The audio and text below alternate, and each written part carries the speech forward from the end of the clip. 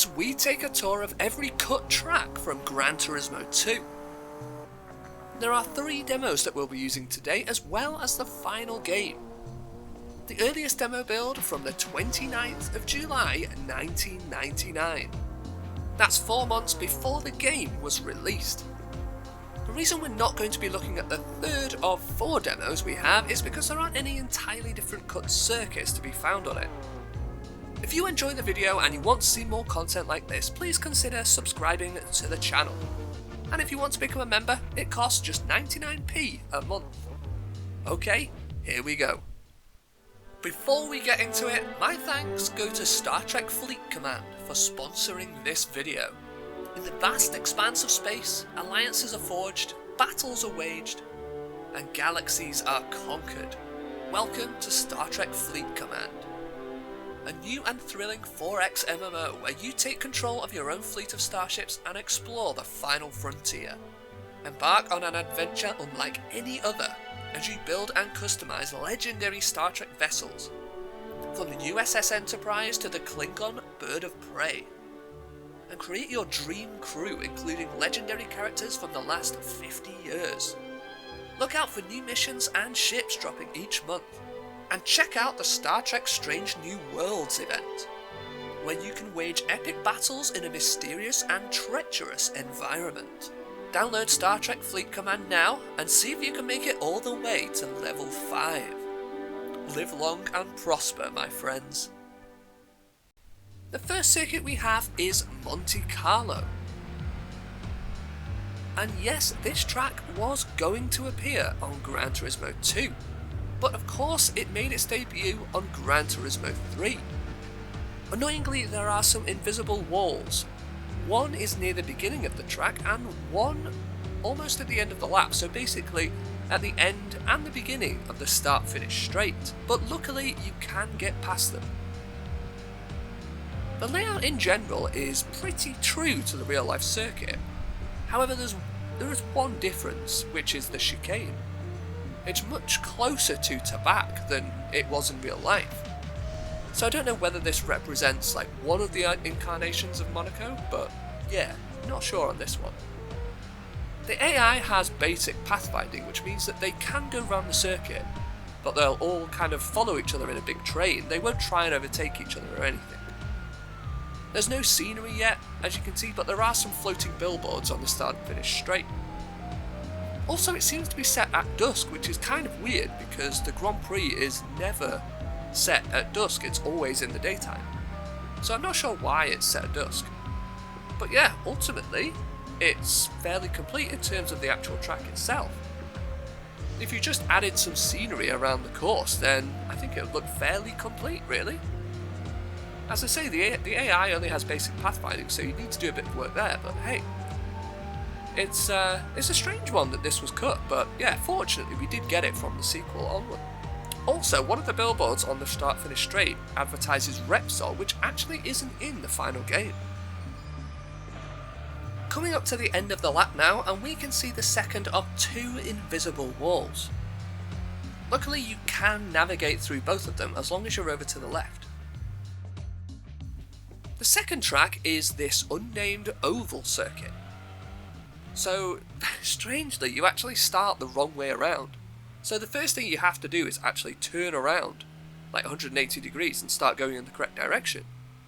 Now, some people have suggested that this was an early incarnation of Super Speedway, which is super weird. I mean, if it is an early incarnation of Super Speedway, then it shouldn't really be in this video, because we're just talking about completely cut circuits, but yeah, I have included it just in case, and because if it is an early Super Speedway, then it's completely different.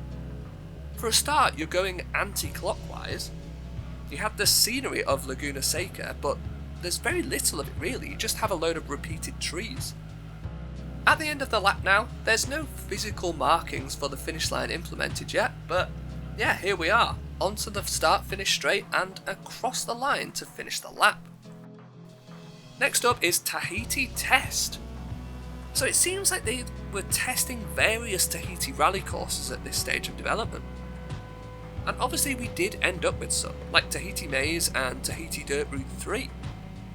Of course we also got Tahiti Road, but that's not a rally circuit. That's a road track. The scenery is quite basic at this point. You basically just have some cliffs and some bushes. The AI again have basic pathfinding implemented, so yeah, what that means is that they just go round in a train. They don't really try and overtake each other. There's no real start and finish line either. I mean, obviously there's one implemented, but there's no sort of physical presence of it on the track. You don't know necessarily when you've actually crossed the start and finish line. Also, yeah, it seems like they were testing various rally courses at this time. Of course, if we go back to GT2, this is the first time we ever had rallying in the series. So it makes sense that they were testing out loads of different courses. There are a lot of ups and downs on this circuit as well, with some nice jumps, I have to say. And the corners have a lot of camber, which makes them easier to take. Some bits are really steep as well, actually. As you might notice, in this particular car I was actually losing speed at a couple of points in the circuit. But anyway, yeah, this was Tahiti Test. Coming up to the end of the lap now, and that S2000 really gave me a run for my money. As you saw earlier, my Fiat struggled with a couple of the inclines on the circuit. As I mentioned, there were even points on the circuit where I felt like I was actually losing speed, which is kind of hard to believe. And we now go into Tahiti Test Short. So this was a shorter rally course, also probably built just for testing. So I don't know if this was ever intended to actually make it to the final game. It also used Tahiti as the base, which we can see in the scenery. So the scenery is quite similar to Tahiti Test, but the bushes are lower and you can actually see the sea, which is nice. The AI can drive this one too, but again it's basic pathfinding only at this stage. Going back to the scenery for a second, there is actually a bit more variation, so we can see tall bushes as well as short ones, and we also get some cliffs at points in the track as well. We actually also have a road section and an off-road section, which we would eventually see in other Tahiti circuits on the final game, like Tahiti Maze. There are fewer ups and downs on this circuit as well compared to Tahiti Test. Up next is perhaps a more recognisable one, Dart Test. Yeah, I'm not sure why it's called that, nobody really seems to know, but the word dart kind of means to move about quickly, which I guess is slightly ironic because it's quite a slow track with lots of slow corners. It should be familiar because it's on the final game as well. Of course it is a cut circuit so you can't just drive it, but I have featured it on the channel several times before. This is like the OG secret track, I think. I think I made my first video on this probably over 10 years ago now, and probably more than that to be honest. So it's been known about for a long time, but yeah, it was actually on the demos as well, it wasn't just on the final game. And now we have Dirt Test, not to be confused with Dart Test. This is another rally course that they put together probably for testing. It has different scenery and track borders with this one. Yeah, either it was used for testing or again maybe it could have been used for a license. It's got some very interesting placed jumps and a lot of blind corners as well, which can make things a bit tricky. Sadly, it does have another invisible wall near the finish line, which I sadly ran into on this video, which you'll see. But it's fairly easy to get past it, just don't stick to the left. I don't know why I'm giving practical advice really, I don't know if any of you guys will really ever drive on this. But still. Yeah, also I had to switch off the AI as they typically go outside the track and crash the game. So yeah, the AI have not been programmed for this course. Strangely, the entirety of this track is surrounded by tyre barriers. Obviously they were placeholders, but yeah, it's still a bit of a unique quality for a track to have. Now, as you can see, there's that annoying invisible wall at the end of the lap that completely ruined the jump I was about to take at the end. What a shame. Next up is Dirt Test 2, which is another rally test circuit. Of course, rallying was new to the series at this point, as I said earlier, so it does make sense that they would be testing out lots of different types of courses to see what they actually wanted to implement in the game. This one is a pretty long circuit as well, so I'm not even sure that I will have enough to say about it for the duration of an entire lap. There's lots of invisible walls on this one as well, which really sucks, and to be honest, I don't really know why they're there. I don't really know what kind of error produces the invisible walls. Maybe it's just textures that aren't aligned well with one another. If you see me taking a very weird driving line to avoid them, like you can see me usually keeping to the right side of the track in general, then yeah, essentially that's why. I just don't want to run into any invisible walls, but sometimes, well, you just can't help it really. There's that many of them. Yeah, I'm thinking about the scenery. I'm not sure where they kind of pinched this from, or at least where it went on to be used, but it does remind me of Smokey Mountain actually. Again, I don't know if this was just purely for testing or whether this could have been used for a license. As I mentioned earlier, we will go on to see some full licensed circuits that were originally intended for the license tests. But of course, on the final game, we didn't get any licensed circuits outside the actual tracks themselves. We just got linear license tests instead. There is at least one absolutely massive jump on this circuit as well, which is bigger than any in the actual game, I think. So yeah, maybe they were testing out the effects of jumps on rally courses as well. 2 minutes on the lap counter now, and we have about another minute to go of this track. I did say that it was a long one. Of course, we would have been a bit quicker if it weren't for all the invisible walls around. So, what else can we say about it? Well, you might have noticed that the background of the scenery is the same as on the previous track, and it appears on others too, so it seems like it was frequently used as a placeholder at this stage of development. One thing I forgot to mention was the starting position. It places you on the track sideways, essentially, so you're pointing straight into a wall. And due to the fact that on the demos you're forced to have a rolling start, you're going to have a bit of an accident unless you can react in time, or unless you've played it before and you know what's about to happen. And completing this trio is Dirt Test 3. So, for this one you actually start outside the track confines, which I haven't shown in the video itself. And I just want to shout out a user called GTPXenn at this point, because he made a height modifier code. This enables you to actually go from the outside of the circuit back onto the circuit itself. If you tried to do it without this height modifier code, your car would just kind of be flung high into the air. So yeah, it's thanks to GTPXenn that we can actually drive this circuit. Now, as you might have noticed already, what's special about this one is that it's kind of like a rally special stage, because there are two tracks running simultaneously. At one point you can see a bridge actually where you're on one track and you go over the other one, which is really cool. But unfortunately it's not textured at the bottom, just the top, so yeah, you can't really see it from underneath. But yeah, there are no rally stages like this in Gran Turismo 2, which is a big shame, I think. I think this could have been really cool if they could have implemented it. Sadly, it just seems like they dropped the whole kind of rally special stage thing. Maybe they just wanted to keep it simple for now. The only kind of obvious thing that I can think of in similarity is Autumn Ring, really, as it's a track that loops over itself. And actually, I think Midfield does the same as well.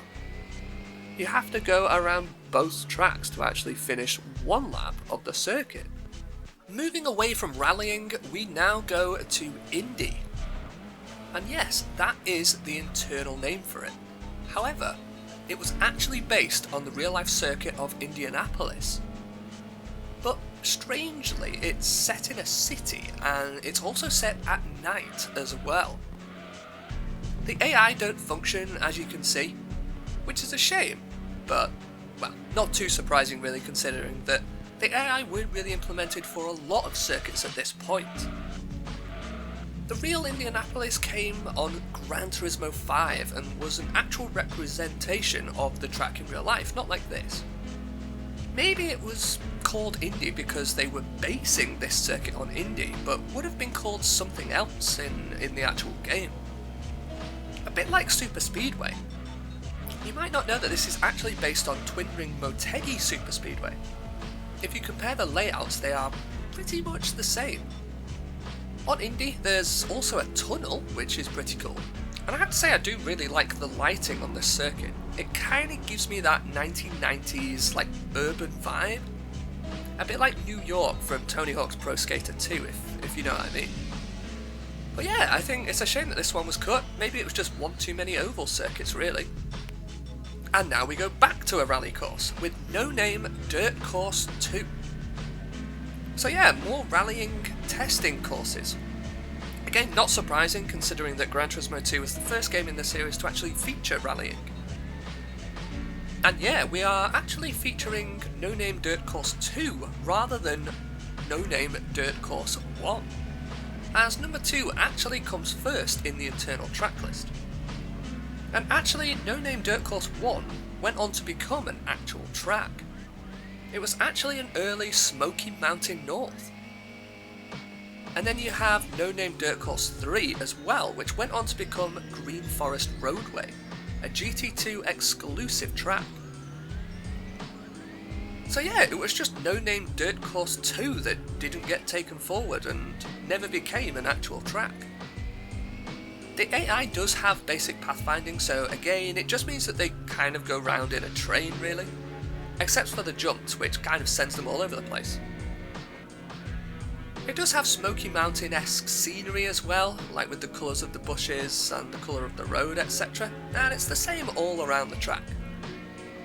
But yeah, I do quite like the track layout in general. I think it could have been cool with actual scenery.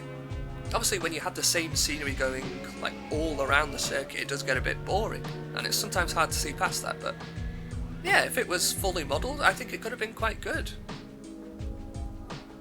And here is our next circuit. I believe it's just called License Test 1.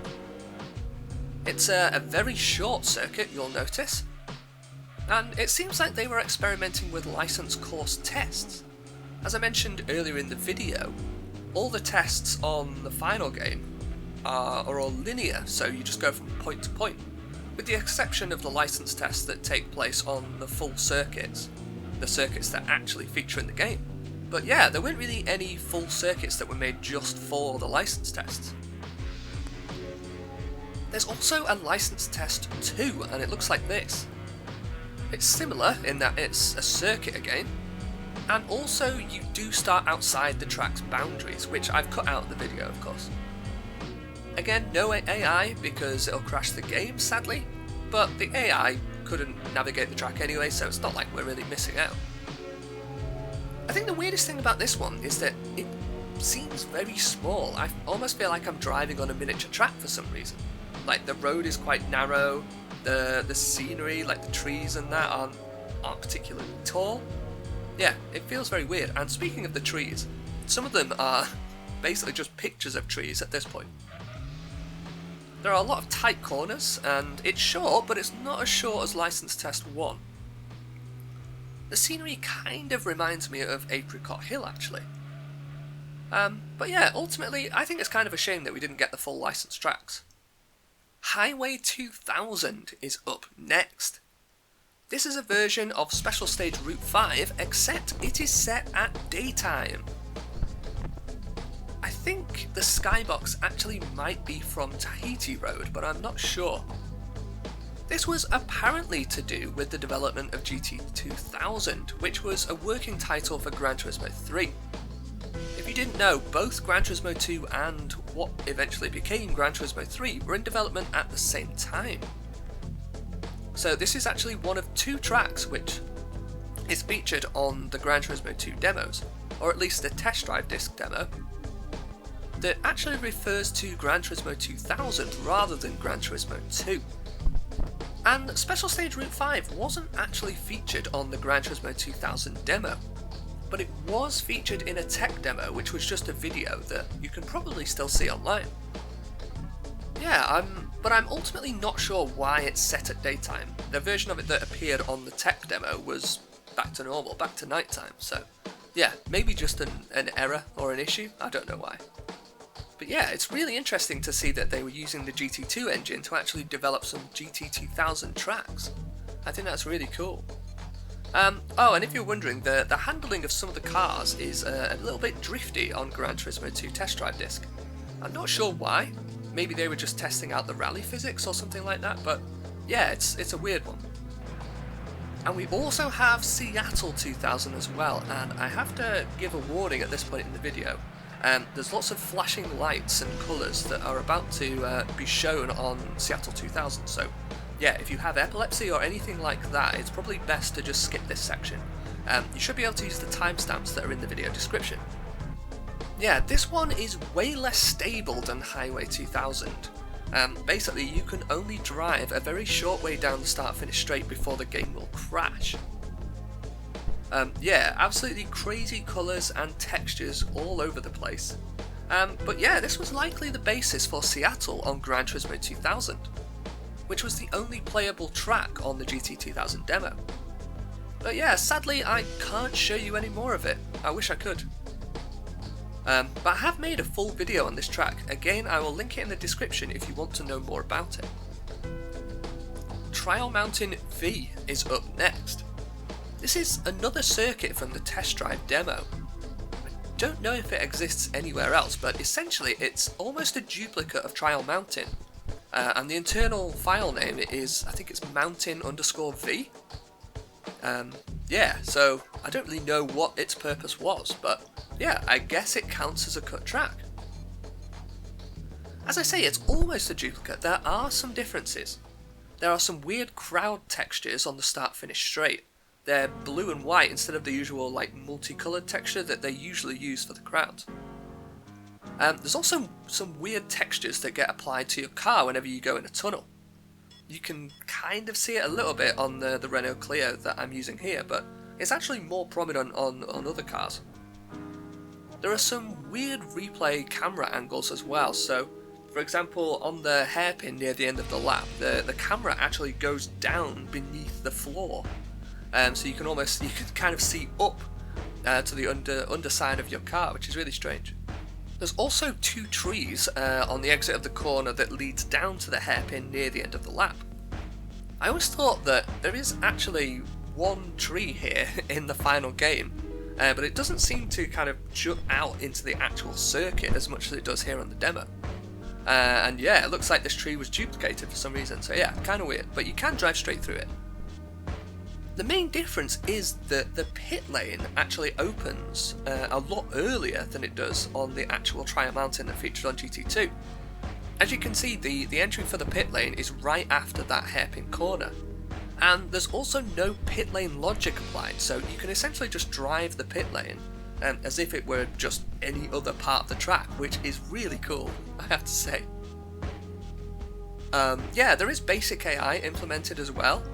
I'm surprised that it's not more advanced, to be honest, because obviously Trial Mountain is a returning course from the original Gran Turismo, so yeah, I thought it might be more advanced, but no, sadly not. That's it for the demos, but there are some cut tracks to be found in the final game. The first track we need to discuss is Laguna Seca Reverse. Yes, there really was a reverse version built of Laguna Seca. And I think it stopped being worked on at around the time of the test drive disc, I think. The reason why I say this is because some of the issues with this circuit can actually be seen on the version of the normal Laguna Seca on the test drive disc. So for example, like if you look off track at the kind of sandy areas, the colouring is actually off, or at least it's different to what we got in the final game. And yeah, this is also the case on Laguna Seca on the test drive disc too, so yeah, it matches up. Yeah, there's no AI applied here either. They're completely useless. They don't even have basic pathfinding, which is a shame. And I have to say, going through the corkscrew in reverse is quite an experience. So it is definitely fun to drive this track in reverse. I can't say I've ever done it before. I mean, yeah, if you wanted to, you could just load up the normal Laguna Seca and then just drive backwards. But yeah, for one reason or another, I can't say I've ever actually done this. So, filming this video, this was my first time ever driving Laguna Seca in reverse. Yeah, in terms of why this track was removed, possibly just because you can't drive it backwards in real life. Onto another cut track, Test Course Reverse. Yeah, this was another reverse track that was cut in addition to Laguna Seca, which we just saw. But funnily enough, no reverse version of the track was actually present in Gran Turismo 1 either. So it's not like a track that was carried over and then cut. This would have been a brand new circuit, in a way, on Gran Turismo 2. Also, it's not actually based on the test course that you normally race on. It's based on the max speed test version of test course instead. And I'm not sure why, to be honest. The AI, again, has basic pathfinding, which means they can follow each other around, but yeah, they won't really go for any overtakes or anything like that. If they do overtake one another, it's more about luck rather than intention, to be honest. The pit lane on this version of test course is inaccessible, because it's the max speed test, and you're not ever supposed to be able to have a race here. On the normal test course, of course, it's open. So why was this one cut? Well, possibly because it just doesn't really serve a purpose. In my opinion, there's just not really much point in having a reverse version of an oval circuit. And we move on to the next track now, which is Super Speedway Reverse. Yes, another reverse oval track that was cut. And another reverse track in general that also didn't make it. So on this version of Super Speedway, there's no pit lane logic applied, so in theory you could just drive through the pits as if it were just a part of the track, like we saw on that version of Trial Mountain earlier in the video. There's no AI implemented yet either, which is a bit of a surprise, considering that we are on the final game here. And of course there is AI implemented for the version that just goes the normal way around, not reverse. Also, you might have seen at the start there that the grid positions are all over the place for some reason. Similar to Test Course Reverse, I think it might have just been cut because it doesn't really serve a purpose. As I say, like, oval tracks are very similar when you go clockwise or anti-clockwise. Now we have Smoky Mountain South Reverse. It's weird that it was cut when you consider that there were other reverse rally tracks on the game. So, for example, Smoky Mountain North, Tahiti Dirt Route 3, and you could also count Pikes Peak Hill Climb as well, or Pikes Peak Downhill, whichever way around you want to look. Smoky Mountain South Reverse was actually almost finished as well.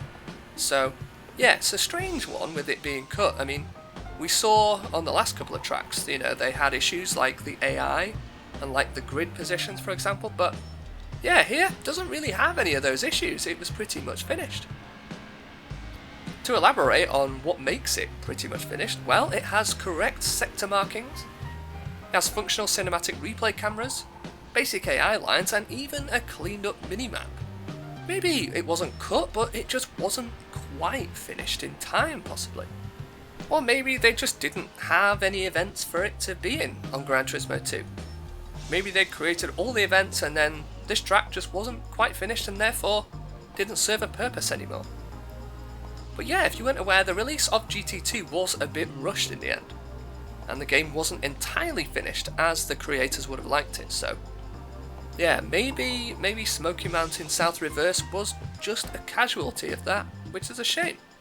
Two-player Motorsports Land is another track that was cut. Now, if you don't know much about Motorsports Land, well, the track was only available in arcade mode, and only in time attack mode within arcade mode. So it's a very exclusive track, quite like an Easter egg in a way.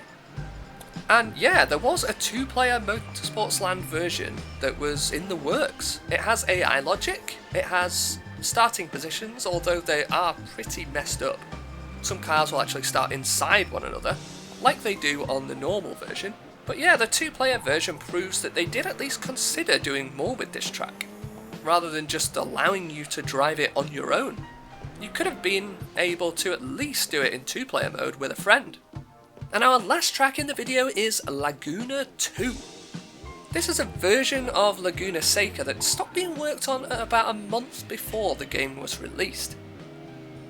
It has issues with LOD textures, but otherwise it's fairly complete. I know it doesn't look it just by seeing it on the video here, but yeah, this is just the LOD texture issue, and then otherwise there's not really much else. So yeah, it looks bad, but ultimately not far off completion. But to be honest, I'm not really sure why this one exists. Maybe they just built it for testing purposes.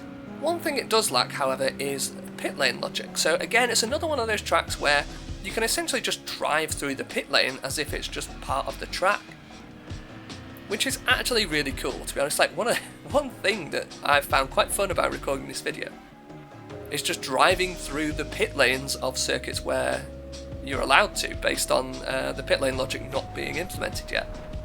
It's something you never normally get to do on Gran Turismo, so yeah, that was definitely fun. But anyway, yeah, as I said, this was the last track to be featured in the video, so yeah, this is my attempt at rounding up all the cut tracks from Gran Turismo 2. Now, I don't have a specific list to refer back to, so I'm not sure whether this is every single one of them, or whether some might have slipped through the net. So if you think I've missed any, let me know in the comments. And I hope you enjoyed the video, and of course, thank you for watching as always. See you next time.